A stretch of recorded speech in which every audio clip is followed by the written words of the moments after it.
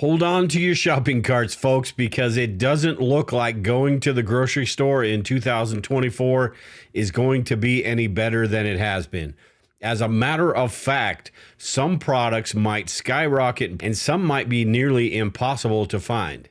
In this video, I want to talk about the realities behind the anticipated price hikes, as well as a few things we can do to mitigate the effects on our bank accounts. So grab your pen and paper because you'll want to take notes as we count down the top 10 grocery products that will leave your wallet trembling, or at the very least, your hand trembling as you grab for your wallet. With the economy recovering slowly from the pandemic's aftermath and very slowly, inflation is still a significant concern. Also, as we dive deeper into this, we'll also explore some possible solutions for preppers or anyone looking to build up their long-term food storage plan. So when it comes to economic indicators and factors that influence price changes, there's a multitude of factors that contribute to the price tags that we see at the local supermarket. From the production to consumption, the costs like transportation, labor, energy, and even the interest rates can impact prices. The overall economy has a bearing on food cost as well. Inflation peaked in the United States June of 2022, reaching its highest level in 40 years. Although inflation is moderating, so they say, prices remain higher than usual and our spending power hasn't fully recovered, and I'm not sure it actually will. Along with production costs, supply lines, and how corporations manage or mismanage this, you also have extreme weather events that have spurred higher prices on some products. Global conflicts also play a role, like Russia invading Ukraine. These further tend to inflate prices. We've seen wheat prices jump considerably in the invasion's aftermath.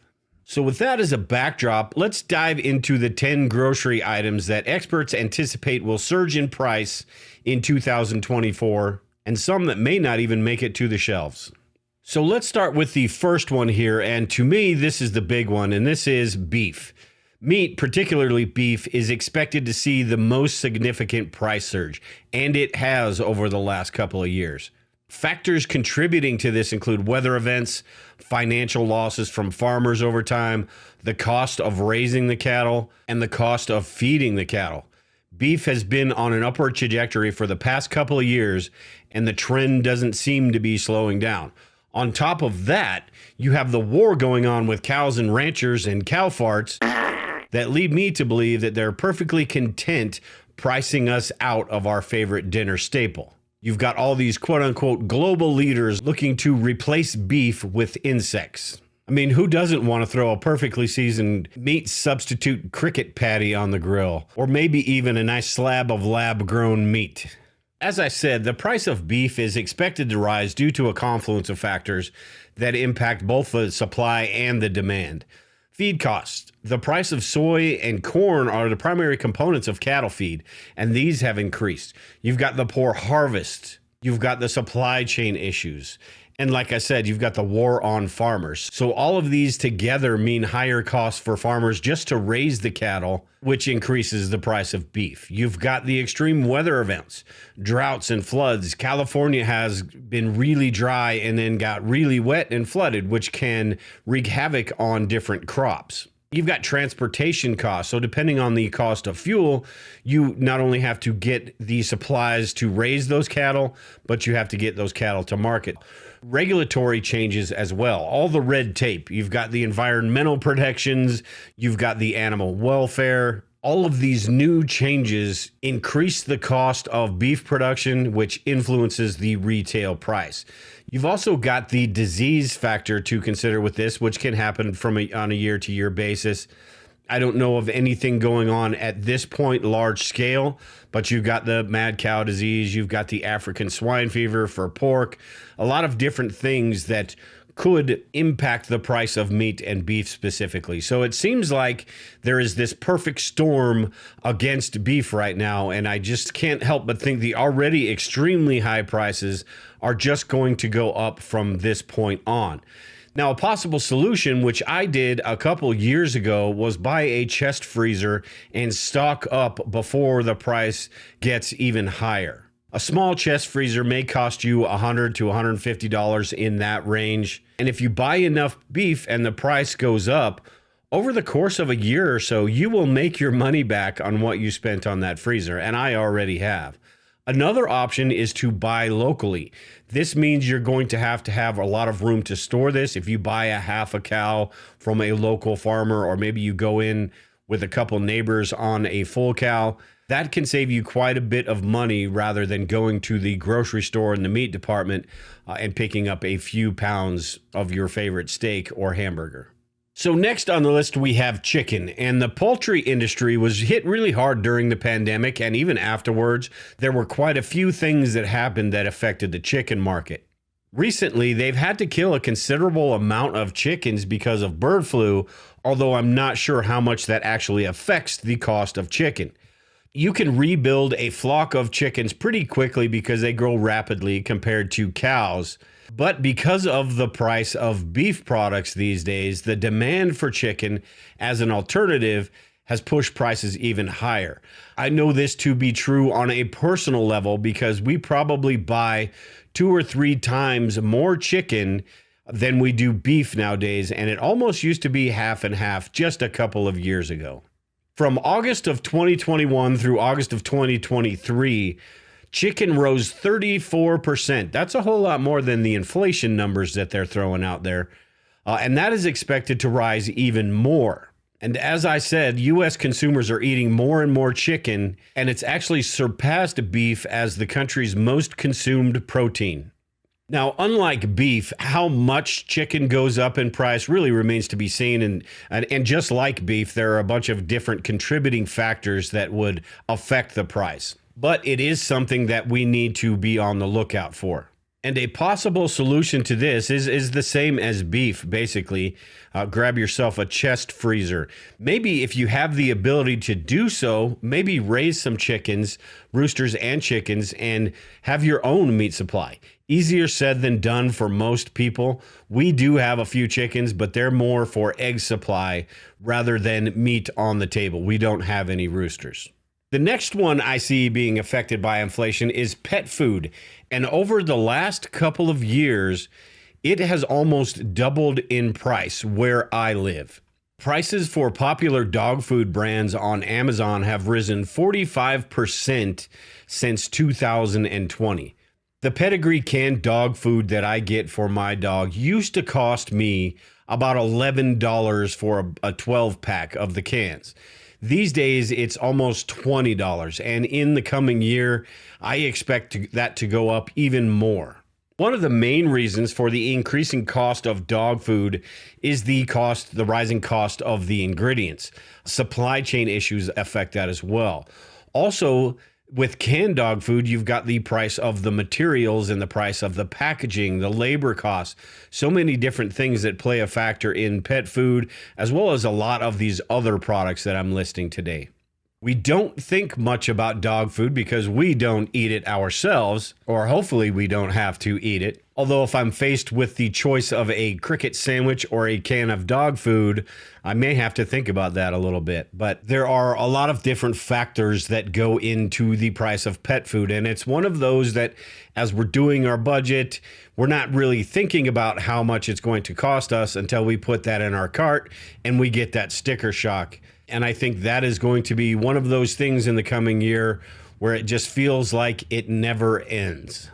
So the next on my list is rice. And rice right now, you've got some shady things going on in India where they're not exporting rice. You've got weather conditions, drought conditions, and flooding and things like that that are going on that really could affect the price of rice and it getting to the shelves in the first place. Rice shortages could be something we are looking at in 2024. Now, is this some sort of devastating news? Probably not, but it is a good time to maybe stock up on 10, 20, 30 pounds of rice just to have in your pantry to get through those times. Now, as preppers, most of us probably have some sort of rice storage already, but rice is one of those things that you can bulk up on, store quite a bit of, and it will last for decades. Now, inevitably, I'm going to get somebody in the comments talking about how videos like this lead to panic buying and that prepping is hoarding. And that couldn't be further from the truth. I'm not saying go out and clean out the grocery store of all the rice or all the pet food. I'm saying take advantage of the situation while you can. Prepping and hoarding are two completely separate things. Hoarding is when you have a bunch of stuff and you have no idea what you have or you have no idea where it is. Prepping, on the other hand, you have a well-organized, rotated food storage plan that is going to sustain you for a few months if something does happen. So they are two completely separate things.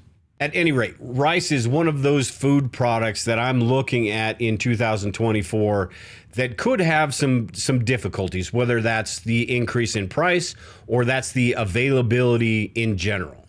Now, this one here may be fairly obvious, and this is wheat. We have seen quite a few different products go up in price over the last couple of years because of how many different things wheat is in. The ongoing war in Ukraine has significantly interrupted the country's wheat supply, and it's driving up the price globally. There are other countries that are far more affected than us when it comes to wheat. These days, a lot of our wheat is shipped overseas due to this worldwide scarcity, and because of this, we can expect domestic prices to go up. As I said, wheat is included in so many different products. You've got breakfast cereals, which primarily use wheat as their ingredient. These are expected to rise in price. Just like breakfast cereals, you have baked goods that are expected to rise in price for the same reason.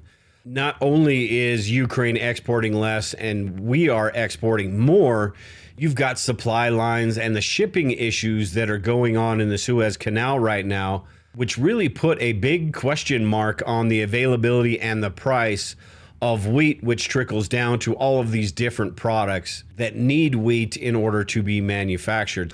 So there are quite a few things going on right now, along with the droughts and the flooding, the weather events, and the ability to grow it in the first place, that it's just something we really need to pay attention to. And it has such a wide reach on all sorts of different products that we use that it really is important to pay attention to the price of wheat coming up.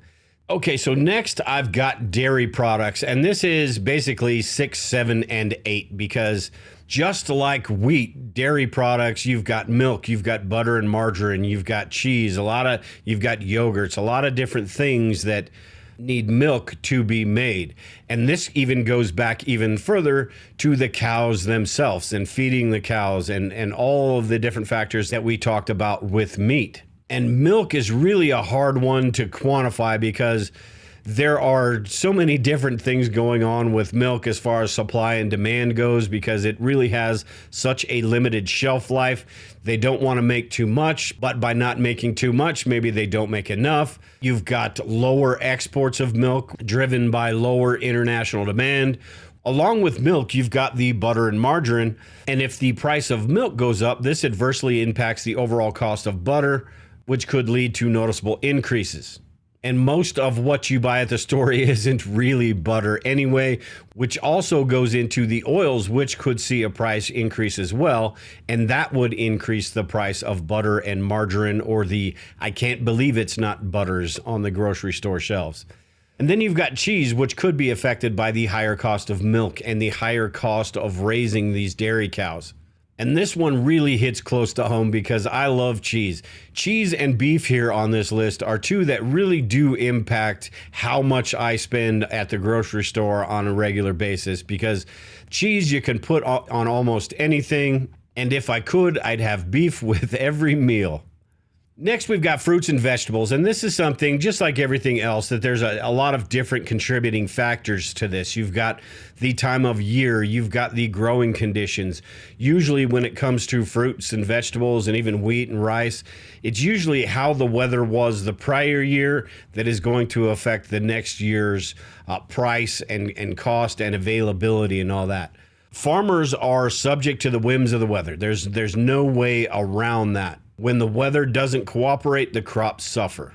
The United States, for instance, has experienced an extensive period of drought, particularly in California and the western states where most of the food is grown.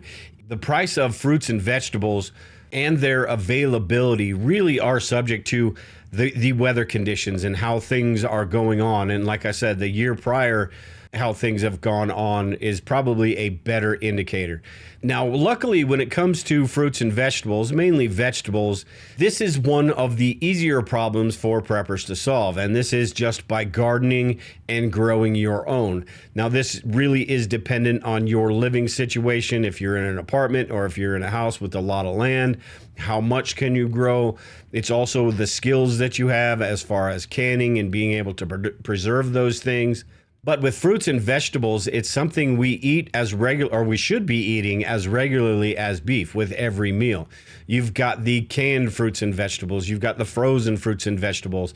The cost of the manufacturing process for both of those are also going to increase the cost. So while the fresh fruits and vegetables, you may not see such a significant price spike, you may see it on the other products, the frozen products and the canned products, because of the other factors involved with that. So fruits and vegetables are definitely one to keep on your radar. These could remain fine. These could go up in price. And I guess it's even possible that they go down in price, although I'm not holding my breath on that. All right, so the final one on the list here, and this may be a little surprising, but it's canned goods. And as I said earlier, inflation last year hit a 40-year high, and food prices increased over 10%. Now, while inflation is set to fall slightly in 24, or maybe more correctly, it's not going to rise as much in 2024, according to some quote-unquote experts. Disruptions in the supply chain have sent prices on certain items into the stratosphere. According to this article on Mashed, a different sort of disruption could soon impact some of the most historically affordable products in the grocery store, canned goods. In a twist, it's not the food inside the cans that would push prices up, but the materials used to make the cans themselves, tin plate steel. Proposed tariffs on the product, introduced by Ohio-based steel company Cleveland-Cliffs, would be as high as 300%. Punishing imports from major tin plate producing countries, including China, Germany, and South Korea. So because of this, we could see an increase in the price of canned foods, canned meats, canned vegetables, a lot of different products. And like I talked about in a video I recently did about foods that never expire, canned goods are something we can put on the shelf for an indefinite period of time. Much like the beef and some of these other products, we can buy in bulk, we can get them when they're on sale, we can even try out the generic brands and save a little bit of money on these and build up a pretty good stockpile. So to wrap this all up, as preppers, we need to be looking for solutions to face the rising prices, whether that be long-term food storage, whether that be growing our own, buying in bulk, even preserving our own food. So if we do get something that is a really good deal, we have a way to preserve that, whether that's using a Harvest Right freeze dryer, using a canner, canning your own goods. Anything we can do to extend the shelf lives of these, and one, prepare for any disaster or emergency, and two, save a little bit of money while we're doing it. Now, I know there are quite a few other items that I didn't cover in this video. I talked a little bit about oils, you've got corn, a lot of different things that we could see the prices increase over the course of the next year and even beyond. If you have anything you want to add to this, make sure and leave a comment below and let everyone know what you think a good strategy for long-term food storage is and what you think people should be looking out for in the coming year. But with that, that's it for this video, everyone. Appreciate you all watching. If you haven't subscribed, make sure and subscribe to the channel. And until next time, take care and prepare. We'll talk to you all later.